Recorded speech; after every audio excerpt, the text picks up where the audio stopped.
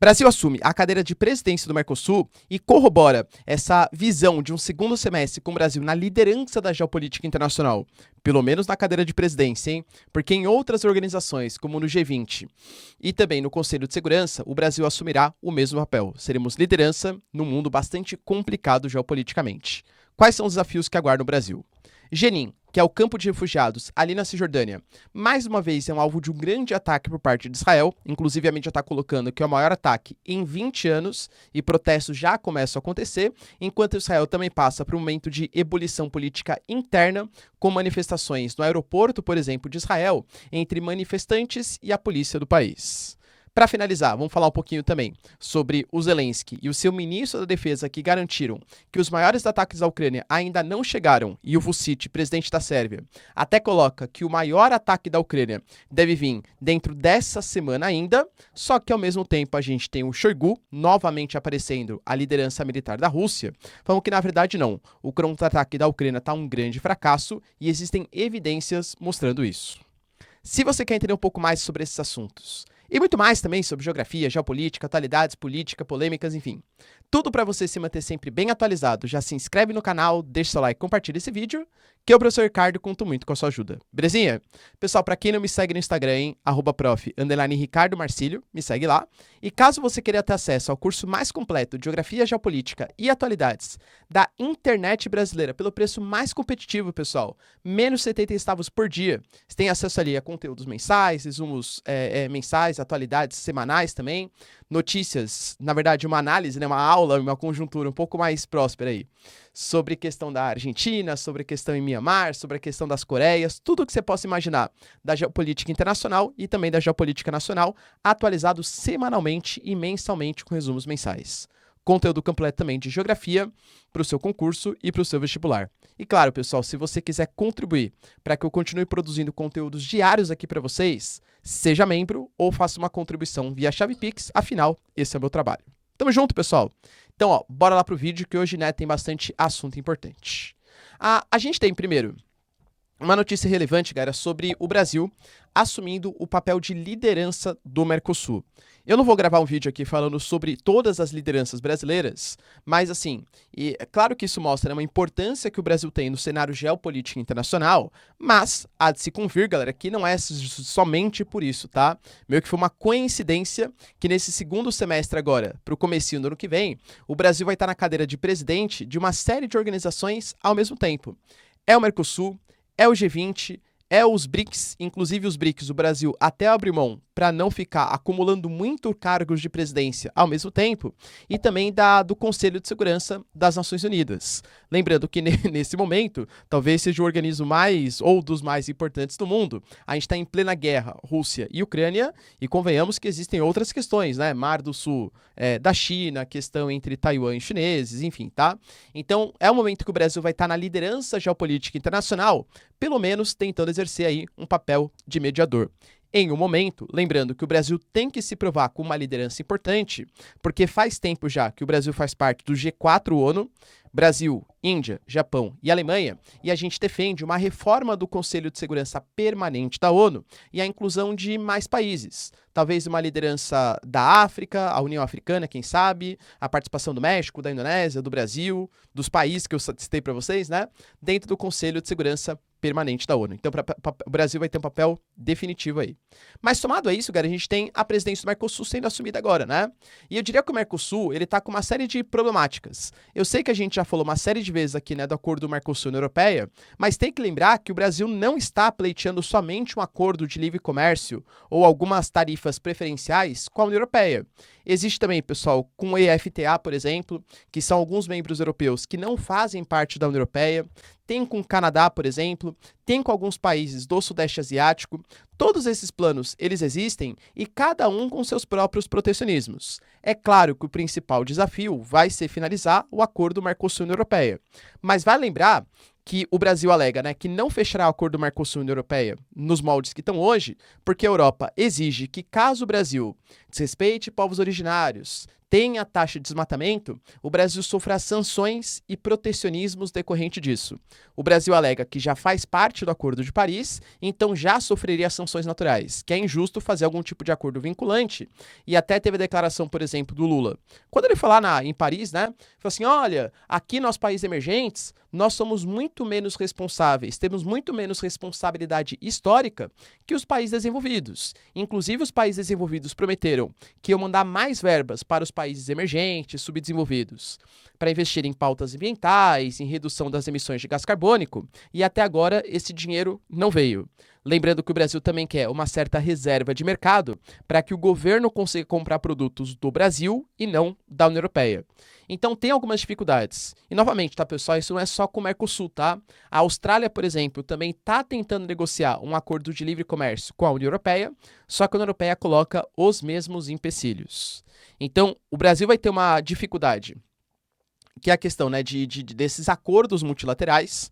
Outra dificuldade, o Mercosul, por exemplo, hoje tem desde 2017, por motivos óbvios, né, a Venezuela suspensa, não respeitou o acordo de Ushuaia, que garante, pessoal, que para pertencer ao bloco tem que manter um respeito à democracia e os direitos humanos, e a Bolívia também está em processo de adesão. Dois países com uma situação um pouco complicada, a Venezuela, claro, principalmente, só que o Brasil considera, até pelas palavras recentes, pessoal, tanto do presidente como dos organismos ali, né, mais próximos do presidente das relações exteriores, que a Venezuela merece voltar para o Mercosul. Cara, será que, por exemplo, o Uruguai vai aceitar isso? Será que o Paraguai, por exemplo, também vai aceitar isso? O país mais à direita aí? Não sei, é um desafio que o Brasil vai ter que superar.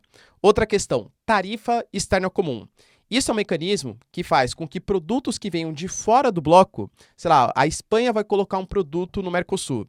Independente por qual país coloque, se é no Paraguai, se é no Brasil, se é na Argentina, vai pagar exatamente o mesmo imposto. É uma forma de proteger os países do Mercosul contra produtos estrangeiros. Fazer com que o Mercosul compre somente do Mercosul. É um protecionismo comum, vamos colocar assim. Só que nós temos visões muito diferentes hoje. Tem desde um Alberto Fernandes, por exemplo, e de Lula, que são governos mais de esquerda, tendem a ser mais protecionistas, até visões mais liberais, como, por exemplo, do Paraguai e do Uruguai. E aí, aumentar ou abaixar essa tarifa externa comum? É uma dificuldade. Outra questão, o Uruguai está pleiteando fechar um acordo de livre comércio sozinho com os chineses. Só que se produtos chineses entrarem no Mercosul, cara, convenhamos que está dentro do Mercosul, está dentro do Brasil, da Argentina, Uruguai, mesmo sem autorização de todos os países. Então o Uruguai hoje, ele está pedindo para o Mercosul também fechar um acordo com os chineses, porque é livre desejo dos uruguaios. Então tem uma série de polêmicas envolvidas, uma série de divisões, crise na Argentina, a Argentina desdolarizando a sua economia. Cara, vai ser uma presidência turbulenta, vamos colocar assim. Será que o Brasil vai comprar briga e aceitar a Venezuela de volta no bloco? E aceitar também a Bolívia como membro pleno, não mais como membro associado? Pessoal, só lembrando que nessa primeira reunião, o Brasil promete não trazer a Venezuela para a pauta, afinal seria muito polêmico, mas a tendência é que nas próximas reuniões, o Brasil sim queira incluir, né, a Venezuela novamente no Mercosul. São questões que a gente vai ver aí no futuro próximo. Israel, galera, mais ou menos, né, continuando a sua política mais beligerante, aceitou, fez mais um ataque, parece um vídeo que eu gravei mês passado, né, porque o mês passado tinha sido o maior ataque dos últimos 20 anos. Só que, infelizmente, agora, com os novos ataques que Israel pleiteou, que fez na Cisjordânia, é o maior ataque dos últimos 20 anos. Foram ataques feitos com centenas de militares e drones que causaram a morte de alguns palestinos. Segundo Israel, foi uma operação antiterror, né, que existe no território de Jenin, tá? Jenin, para quem não conhece, pessoal, é um campo de refugiados ali na Cisjordânia, e a gente tinha mais ou menos 14 mil refugiados. Esse campo de refugiados existe desde a Guerra de Formação de Israel, de 1947 e 1948, tá? Alguns refugiados palestinos se refugiaram naquelas posições, só que, segundo o exército de Israel, sobre a premissa de defesa de refugiados, de palestinos, existem células de controle da Jihad Islâmica, do Hamas, atuações do Hezbollah, e claro, Israel falou oficialmente isso, tá? Tudo com financiamento dos iranianos. O Irã que financia aquelas posições, aqueles grupos. E vai lembrar, pessoal, que geralmente quando a gente via ataques que aconteciam contra Israel, vinha da Síria, vinha do sul do Líbano, do Hezbollah, vinha da faixa de Gaza, com o Hamas, da Jihad Islâmica, mas dificilmente vinha da Cisjordânia. Pois é, pessoal, até a Cisjordânia, no momento, está vindo alguns ataques de foguetes, todos eles, por enquanto, barrados por Israel. Mas é muito mais preocupante porque a Cisjordânia está mais próximo das principais aglomerações, dos principais centros, né, como Jerusalém e por aí vai, tá? Lembrando, pessoal, que dentro dessa região, né, da Palestina, a gente tem hoje Israel, que é o país dos hebreus, o país dos judeus, a faixa de Gaza, que é relativamente independente, tá? Israel não manda, mas é cercado militarmente, sofre sanções econômicas, e a Cisjordânia, que é um território que pertence a Israel desde a Guerra dos 6 Dias, lá em 67, mas que Israel deixa os árabes ocuparem. Deixa os árabes terem algum tipo de governo local, só que vem reduzindo a soberania cada vez mais. Eu gravei para vocês, por exemplo, na semana passada, que Israel autorizou quase 5.000 áreas de assentamentos judeus na Cisjordânia. Ou seja, é um território que é ocupado por árabes e Israel manda. Israel pode ir lá e desalojar, desapropriar árabes para colocar territórios colonos judeus? Em tese pode, porque pertence a Israel, né? Já que eles invadiram, já que eles dominaram. Só que, claro, que isso não deveria ser feito para uma tentativa de bom convívio entre os dois lados. Então, por que Israel fez essas operações? Alegando que colonos judeus na Cisjordânia estão sendo atacados.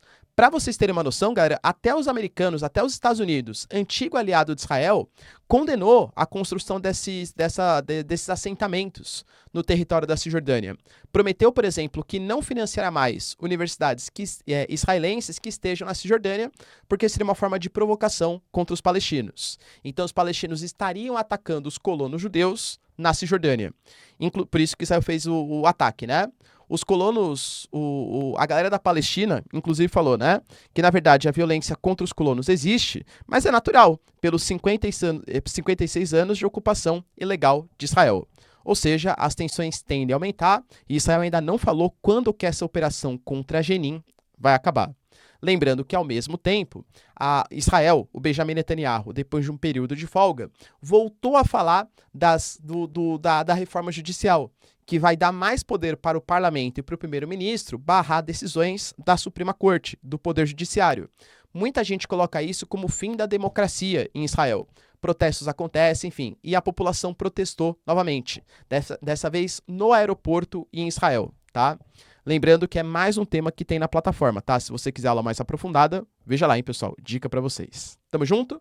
Mas, ou seja, demonstrar uma certa fragilidade. A gente já teve até militar, galera, se recusando a fazer treinamento, alegando que não vai trabalhar para uma ditadura. Galera, algum tipo de fraqueza militar que Israel demonstre nesse momento, com uma coalizão entre Hezbollah, Hamas, Jihad Islâmica, Irã, claro que é extremamente preocupante. E vamos falar um pouquinho também sobre a questão entre guerra da Rússia e da Ucrânia, né? Cara, a gente teve declarações aí, por exemplo, do Vučić, perdão. Vučić, para quem não sabe, é o presidente da Sérvia, que ele falou que não tá torcendo por ninguém, mas que ele sabe que Kiev fará uma nova rodada de ataques num futuro próximo, principalmente em direção ao sul e ao leste do território que foi invadido pela Rússia.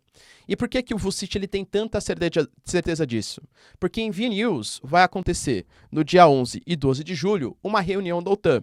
E, cara, está sendo pleiteado algum tipo de ajuda a mais a Kiev e, quem sabe, as especulações, Kiev está torcendo muito por isso, um aceite que a Ucrânia de fato faça parte da organização, tá?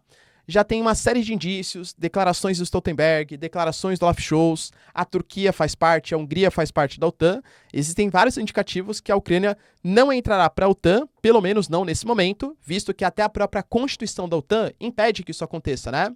Só pode fazer parte da OTAN se tiver um consenso entre todos os países membros, se não tiver movimentos separatistas e se, claro, o país não estiver em guerra. A Ucrânia não cumpre nenhum desses requisitos, tá? Mas o Zelensky ele está desesperado pelo menos por um pouco mais de ajuda. Inclusive falou que se mais ajuda não vier, ele ameaça nem mandar um representante, já que a OTAN não ajuda eles, eles também não vão mandar representante para essa organização. E aí, algum tipo de ajuda que poderia ser feita a mais seria com um ataque mais forte de Kiev antes do dia 11 e dia 12. E por quê, professor? Vou imaginar que, por exemplo, Kiev de fato faça um ataque mais relevante e consiga avançar em várias posições. Pô, quer dizer então que a Rússia não é tudo isso, hein? Quer dizer então que a OTAN ela pode dar uma ajuda a mais, por exemplo, com mísseis ATACMS, que vai chegar dos Estados Unidos, com mísseis de longo alcance vindo da Alemanha, de outros territórios, porque se a Rússia não é tudo isso, estaria um pouco mais de confiança. Em compensação, se a Rússia começa a destruir muitos equipamentos, pode também gerar uma certa comoção internacional e pressionar as lideranças da OTAN a, de fato, ajudarem mais a Ucrânia. Ou seja, em tese, pessoal, a Ucrânia se fortalece os ataques a dias da reunião mais importante da OTAN dos últimos anos, é claro que isso vai pressionar os países a ajudarem mais o território ucraniano. E ainda dentro dessa premissa de tentar mostrar o Putin como mais fraco, para tentar incentivar a OTAN a fazer uma ajuda mais eficiente, ele falou que o Putin se mostrou um grande fracassado nessa incursiva do Grupo Wagner. Ele falou assim, vemos a reação do Putin, ela é fraca. Em primeiro lugar, vemos que ele não controla tudo. O fato do Grupo Wagner avançar dentro da Rússia e tomar certas regiões mostra como é fácil fazer isso. O Putin não controla todas as situações. E toda aquela vertical de poder que ele costumava ter está desmoronando. Ou seja, ele é um presidente fraco. Tentativa da OTAN apoiar mais a Ucrânia. Vale lembrar, pessoal, que a gente teve declarações do próprio Zelensky falando que ele, de fato, ele quer mostrar mais resultados antes da cúpula da OTAN, mas que ele também sabe que avanços mais significativos significam mais sangue. Inclusive, ele até falou, olha, entre avançar centenas de quilômetros e perder muitas vidas e avançar bem pouquinho, dezenas de quilômetros e poupar várias vidas, é claro que a gente está do lado das vidas. Ele culpou, inclusive, esses avanços um pouco mais lentos que a Ucrânia vem fazendo, por essa questão, tá lidando, pessoal? Já teve até o ministro da Defesa falando que muita gente pensa que o avanço ia ser muito rápido, porque está acostumado com filmes de Hollywood e por aí vai, quando, na verdade, o avanço é lento, é natural, já que a Rússia teve meses para conseguir se preparar, fazer emboscada, colocar mina, se defender, e a gente está falando da Rússia, que é uma potência militar, então é natural que o avanço ele seja um pouco mais lento. O próprio Mark Milley, por exemplo, representante dos Estados Unidos, falou também que é natural que o avanço da Ucrânia não seja tão rápido assim, tá? Mas falou também da questão das chuvas, que as chuvas fortes estão atrapalhando um pouco o avanço dos ucranianos. A Ucrânia, o Ministério da Defesa, galera, divulgou hoje informação que a Ucrânia já conseguiu reconquistar quase 40 quilômetros quadrados, principalmente em direção ao sul, região ali mais próximo de Kherson, Zaporizhia, e também em direção a leste, tá? Incluindo aí mais ou menos 9 vilarejos, pelas declarações da Ucrânia. O ministro da Defesa, o Reznikov, inclusive garantiu que o principal ataque ainda está por vir. Ou seja, a gente soma algumas declarações importantes, Declarações do Vučić, declarações do Zelensky e do Reznikov, os três estão falando de antes da OTAN, grandes ataques acontecendo. Isso pode indicar um pouco mais de força para gerar uma comoção internacional, tá? Lembrando, pessoal, que ao mesmo tempo o Shoigu, que é a grande liderança, por exemplo, uma das lideranças militares da Rússia, inclusive o Prigozhin é super contra ele, Uma das ofensivas, uma das justificativas da ofensiva do Prigozhin era justamente tirar o Shoigu desse papel de liderança. Ele também deu declarações. E aí olha que interessante, pessoal? Acho que essa guerra, ela mostra muito o que é a narrativa no contexto geopolítico internacional.